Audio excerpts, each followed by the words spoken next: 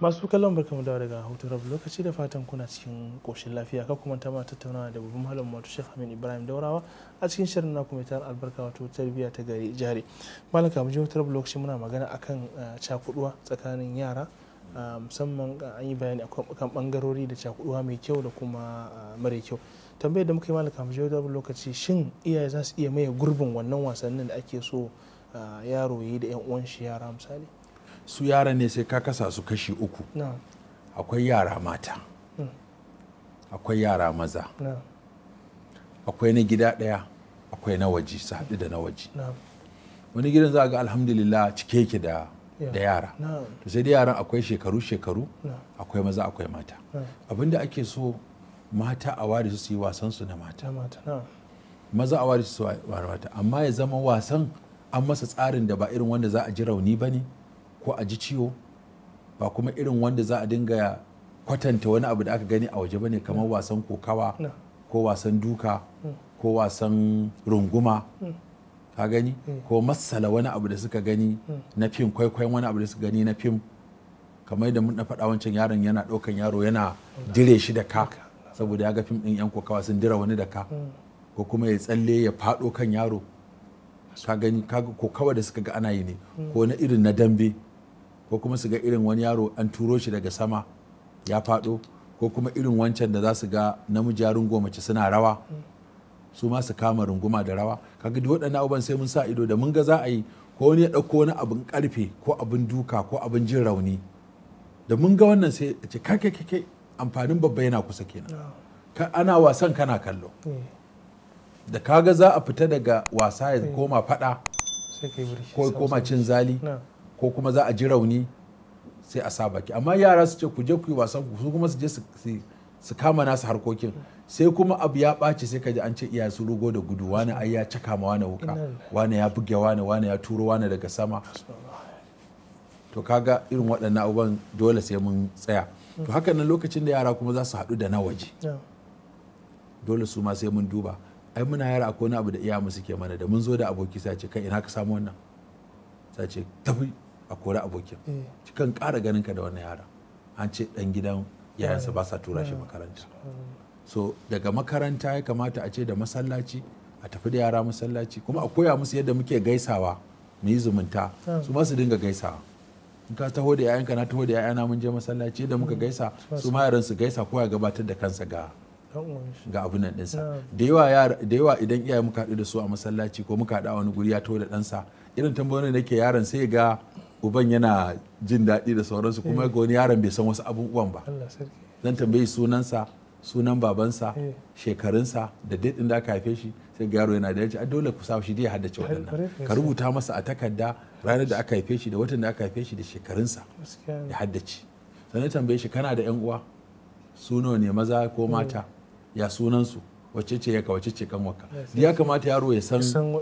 waɗannan ma'alumati ne basita, waɗanda ya kamata a ce ya san shekarunsa, ya san kaza, ya san kaza, san kaza da sauransu. Adres, kamar adres ɗin gidansu ma, ko yawa adres da sauransu. Akwai lokacin sallah da muka yi ta wannan cewa a dinga makala yara namban wayan iyayensu a jikin kwalar rigarsu. Na taɓa yin wannan a Hizba, muka yi wani program ranar sallah, saboda yara suna bata, to bayan kwalar riga sai ka sa nambar ka a gurin, so da an tsinci yaro sai a kira ka. Na ce wannan abu ne na gaggawa da za a iya sanin yaro in ya abin nan, ko kuma akwai wani abu da aka fara siyowa muka fara tunaninsa, wani dictator ne haka waɗanda za a sama yara a hannu kama agogo yake, amma kuma ta waya ka za ka ga inda yaro yake kana monitorin waɗannan abubuwan kana kallo. Da alhazai aka so a sawa shi a lokacin aikin haji, cewa alhaji ya bata za a iya duba a kwamfuta a ga yana guri kaza, sai a je a taho da shi. To duk waɗannan abubuwa ne na musan halin da muke ciki. Lokaci ya wuce yadda muke da mu buɗe ƙofar gidanmu a buɗe. Yanzu ina ba da shawara cewa kowane gida ya zama a kulle, saboda matakin tarbiyya na farko shine ƙofar gidanka ta zama a kulle, ka san me shiga, ka san me fita. Yawwa, yadda ko ina ka je zaka tarar da gate a kulle, sai ka nemi izini ka shigo, sai ka nemi izini ka fita. To mu a cikin gari kaga baki ɗaya gidajen ma buɗe suke. in na sha na ba sai to ai za a yi ta bugawa ai ta tashi ana budewa na ce wallahi ƙara ku ta tashi kuna budewa kuna rufewa da a ce kawai an bar gida ba a san wanda ya shigo ba wanda zai fita ba a san bai nemi izini ba ya'yanka su fita ba su nemi izini ba wani ya shigo maka gida bai nemi izini ba kawai mutum zai bude kofa shi kawai mutum ya zo kawai tura kofa ya shigo kawai kuma yaro yana cin gida kawai sai wani abokinsa a ce wai abokinsa yana kiransa kawai sai ya fita ba a an tabbatar ba a san abokin ba ne ina za su yaushe za su wani fa kawai sai ga baba aboki na zo to shikenan sai kun dawo ina za su je kai aboki ma ba zai zo gaishe da baban ba fa akwai yaran da suke boye kawayensu ma su boye abokansu ma ka iyayensu gani so sun san ba za a amince ba akwai wata yarinya da ta taba zuwa da hijabinta da niqabinta ta ce babarta za ta wani guri wata ce ta tafi ashe ta yi wata shiga ta rashin mutunci a ƙasa tana fita sai ta naɗe hijabin da niqabin sai ta saka a cikin jaka sai ta tafi wajen wani cin kifi haka wani gurin da irin fish park din nan ta je wani ya zo ya ɗauke ta a nan suna cin abin nan to ana irin operation din nan sai aka je 10 ta wuce aka je aka tawo da su tana ta kuka na ce to kukan me kike yi ai iyayenki kawai za a nema su zo su yi belin ki ta ce a'a ita wallahi shigar ba ta so yanta zo su tare da wannan shiga yawwa a bata ta ɗauko hijabinta a cikin jaka da niƙabinta ta sa na ce a'a ai ma muka na biki laifi ba ai ƙara babanki da babake su zo su ga irin shigar da kike nuna musu daban irin shigar da kike a waje daban sannan na biyu mu tambaye su ina kika ce zaki sannan a ina ko muka same ki na ce wannan duk mun yi ne saboda tarbiyyarki saboda yanzu kin ga iyayenki yanzu da za a tambaye su kuma haka aka da ta ba da lamba ma aka kira shi aka ce magana yaka sai ya ce me ya faru shi ya dauka ma ko hatsari ne kaga lafiya iyaye suka fi damuwa da ita ya dauka ko hatsari mota ta yi lafiya aka ce a lafiya lau ina ta tafi sai ce bari ya tambayi babarta kaga shi ma uban fa wai bai san da aka tafi ba aka kira uwa ina ake ta tafi wai akwai menene kawarta za ta je ta karbo wani assignment da aka ba su a makaranta to kawarta ta tafi da nata shine za ta je gidan kawa aka ce a ina gidan kawa yake bata ma san gidan kawa ba aka ce to yake tana nan hannunmu ku zo yanzu suka zo suka ganta suka ta wata ta salati me fara aka ce kin dai gani aka buɗe jakarta aka ɗauko hijabinta da niƙabinta da ta sa wa iyaye a gida kun ganta wannan mutumin kuma kun gan shi nan tare aka same shi da ita shi ya mata waya ya sai mata waya ya bata tasa a cikin jaka iya ma busan da wayar ba busan da wayar ba a yanzu cin amanar da ake ko a makaranta ko a gida ko a waye sai mutum kawai ya sai waya sai bayari ya ciki sa ta a silent ki ɓoye in za mu magana kawai sai mu dinga magana baka san yakka tana da waya ba tana da layi ba suna magana da wani sai a shirya komai ta waya kawai sai dai a ce maka za a guri kaza to duk waɗannan abubuwan sai iyaye sun zama wayayyu in baka zama kai ma ka san zamani da dabarun da yaran suke ba sai su ɗauke ka kawai baba a zo a gaishe ka kana murna nan ko ana ta cusa barna da lalata a cikin gidanka ba tare da ka sani ba to wannan sai an lura wajen wato abin nan dinnan na alkhuldatul fasida mace ce ko namiji kawa ce duk inda za a gaya maka ina za a sai ka aminta ko ba a barin yana ta tafi ita kadai daga duk inda yana ta za a hada ta da kaninta ko kanwata kuma sannan ba za a ta tafi ita kadai ba kuma sai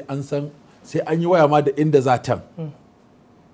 tunda da za ka ga iyaye mata su ma in 'ya'yansu suna hulɗa su ma za ka ga iyayen suna yin hulɗa sai a kira wancan gidan sannan ya kamata mata ji dalilin ya kai dalilin da sai an ji sai ta fita so fitan nan rashin sa birki a wa zai shigo ma gida wa zai fita yanzu kamata a ce inda har uba yana da control a gidansa kuna haɗuwa da shi kace ina 'ya'yanka in yace suna gida to ai waya a ji suna gida in yace wane yana makaranta yanzu karfe kaza ko to ba taso ba yana makaranta wane yana gurin koyon sana'a wance tana guri kaza wance tana guri kaza aje a tara haka ne to akwai control kenan amma in baka san inda suke ba sai kira gida tambaya, sai an kira gida an tambaya. To kaga abu ya riga ya ɓaci. Don haka wannan abokai da ƙawaye waɗanda marasa tarbiyya su suke, waɗanda su sun yi sakaci nasu ya lalace. Kai dan kana ta aiki wani yana rusa maka. na mala abin da shafi abin nan cuɗanya tsakanin yara hawar yau, wani lokaci kai bayani akan cewa in gida da akwai yara da yawa to za a yi wasanni, za a raba maza daban mata daban su yi wasanni da sauransu. Wanda dai zaman to adadin yaran ba su da yawa, misali 2 ne 3 ne ko wani abu makamancin haka, wani irin tasiri namiji zai samu wajen wasan shi misali da mata, ko kuma mace ta samu wajen mu'amalanta wasanni da yaro wajen abin da ya shafi tarbiyya da shaja'a ko kuma makamancin su. Kaga mafi yawa zaka ga wasan maza na nuna ƙarfi ne da kwanji da ɗabi'ar jarumta da ƙarfi. Zaka ga wasan mata mafi yawa na 'yan wake-wake ne da abubuwan tausayi da kayan 'yan tsana da sauran abubuwa haka dai na tarbiyyar yara da sauransu. Ba sa son abu na ƙarfi da na jin ciwo da na rigima da na kaushi. To idan mutum 'ya'yansa 2 ne kawai, mace ce da namiji, kuma ya zama su suka shaƙu tare suke wasansu, to za ka ga in ba sa aka ci ba sai ka ga macen ta yi tasiri ta ja namijin ya zama mai ɗabi'an mata, ko kuma shi namijin ita macen ta juye ta koma mai ɗabi'an maza. Shi ne za ka ga wata yarinya in ta taso a haka, ko a wajen aiki ko a makaranta sai ka ji ta ce ita soja take so ta yi ko ɗan sanda take so ta yi, saboda ta riga ta saba a cikin maza ta tashi,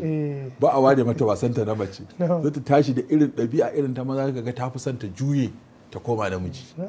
Ko kuma shi kaga kawai yaro ya kawai zama ɗan daudu kawai, ko ya zama ɗabi'arsa irin ba shi da ƙarfin hali da jarumta da ɗabi'a irin na maza, da an ce kyar sai kaga yayi gida da gudu. To irin waɗannan abubuwa duka sai an lura da su wajen wasan. Abin da ya kamata kai ita uwa sai ka bar mata macen ta dinga jan mace a jiki, kai ka dinga jan namijin. Duk da za ku tafi ya kamata ku tafi tare, ta kuma ta taho da ita. Kai can kana mata kamfen, nan kuma ana kamfen. Sai din kwaikwayon ka, ita kuma tana yawa yana kwaikwayon sa. Tana nuna mata yadda suke zama, yawa kicin, kai kuma kana tafiya da shi in kasuwa ne, ranar da ba makaranta ku je da shi kasuwa, ko kawai ya zauna, ko ku tafi da shi gona, ko ku tafi da shi wajen aikinka, yana gani, ko ofis ne ma ku je kawai zauna ya ga yadda ake mutane suke shigowa suke fita, da ake dilin da fayil da sauransu. Yaro zai sa ido ya dinga gani, dan awa 2-3 ka sa a mai da shi gida. Tun kana fitowa da shi haka ka fara nuna masa fita, dan yaran suka fara wayo ba sa sun zaman gida. Ko yanzu zan fito ɗane da yara suka ce wa ina za ni, da Allah suna so su raka ni, suna so su bi ni. Su ma matan sai ce duk inda za ku dinga tafiya da su, wanda suka fara wayo, su dinga ganin yadda ake mu'amala da mutane kuma akan idanku. In kuna barin su kadai, to tunaninsu zai zama a fita gida a bar yara su kadai din nan, ba a san me zai faru ba. Malam, abin da ya shafi har yanzu, abin da ya shafi cuɗanya tsakanin yara, da cikin abubuwan da ke ba yake ci iyaye tuwa a ƙwarya malam, shine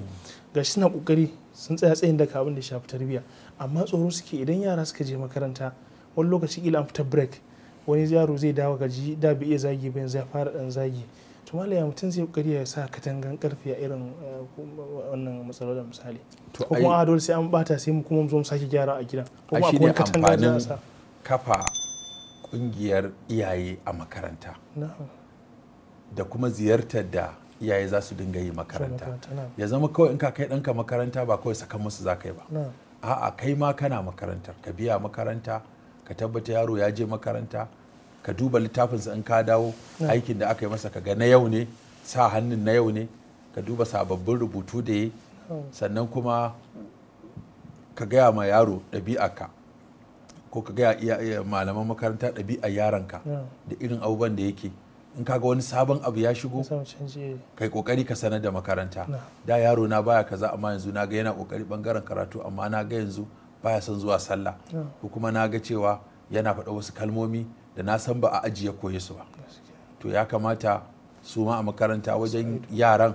ya zama cewa ana tafiya wajen wasa da su, kuma ana kiyaye musu maganganu masu hatsari da abubuwan da za su iya gurɓata musu tarbiyya. To wani ana tunna wuce lokacin shirya zo ƙarshe, za mu da sa'a yana insha Allah saka alkhairi. Masu kallon kuma Allah saka muku da alkhairi, Allah ya taimake mu ya samu ji nasiha da tunatarwa da malami mana, ya ba mu ikon tarbiyyantar da 'ya'yanmu tarbiyya ingantacciya tarbiyya irin ta addinin musulunci, ya kare mana su, ya kare ku baki daya, ya hada mu baki daya a ladan. Ku ci gaba da kasancewa da Africa TV 3. Wassalamu alaikum